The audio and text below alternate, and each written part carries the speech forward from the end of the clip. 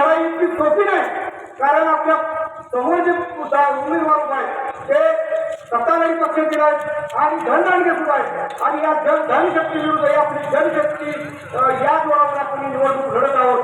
कारण येणारी पिढी विचार करणार आहे की बाबा या असल्या वातावरणामध्ये या वादळामध्ये जीवा लावायचं काम आज आमच्या दिशेनं काम करत आहे. कारण येणाऱ्या पिढीला जर काही संदेश द्यायचा असेल तर आज लढलं पाहिजे आणि लढताना त्यासाठी कोणताही त्यासाठीची तयारी ठेवली पाहिजे. कारण लोकशाही अण्णाभाऊ साठे म्हणाले जगबद्दल घालून घाव गेले सांगून मग उभी राव. छत्रपती शिवरायांना स्वराज्य स्थापनेमध्ये हजारो होते. आज वंचितचा हा विचार घेऊन जाण्यासाठी तुमच्यासारखे शिलेदार या ठिकाणी आलेले आहेत. माझ्याबरोबर एक घोषणा द्यायची आहे. वंचित बहुजन आघाडीचा, वंचित बहुजन आघाडीचा. मी याची शोभा वाढवण्यासाठी या ठिकाणी आलेलो आहे.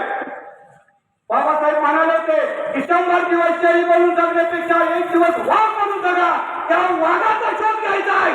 कारण ही भावनी तर सेनापती संताजी घोरपडेची नगरी आहे आणि याच नगरीमधून मोगलाईला पळवण्यासाठी सेनापतींनी लढाई लढली होती. त्या भावनी गावाचा इतिहास आहे. पूर्वगामी विचाराचा हा भावनी गाव आज इतका शांत कसा हेच मला प्रश्न पडलाय. कारण मी लहान असताना या भावनीमध्ये येत होतो.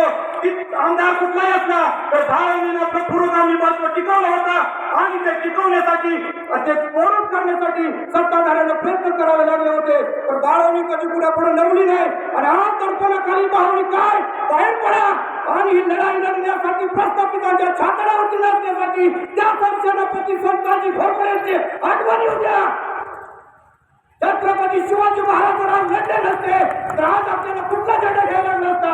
बाबासाहेब आंबेडकर जर संविधान लिहिले नसते आणि त्यावेळी जर बाबासाहेब आंबेडकर लढले नसते तर आज आपल्याला कुठला झेंडा घ्यायला नसता. हा विचार करा. कारण ही समोरच्यांची धुराकुस्ती आहे. सत्य हे एकच आहे आणि लढण्यासाठी वंचित बहुजन आघाडीचा पर्याय आहे. ज्यांनी पुरोगामीचा डेगा घेऊन या ठिकाणी आपल्याला फसवलं, 9 वेळा खासदार याचं सदस्यत्व पद मिळवलं आणि आज त्यांची अवस्था काय आहे. आज तर प्रस्थापित पक्षामध्ये आपले कार्यकर्ते काढून निवडून आणतात आणि त्या जनतेला फसवतात. त्या जनतेला माझं आव्हान आहे. संख्येनं जरी आम्ही कमी असलो तर मुजड्या छातीनं याच्या समोर लढाई जाणार आहे.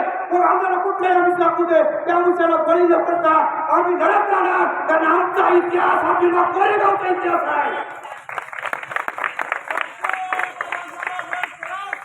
या ठिकाणी या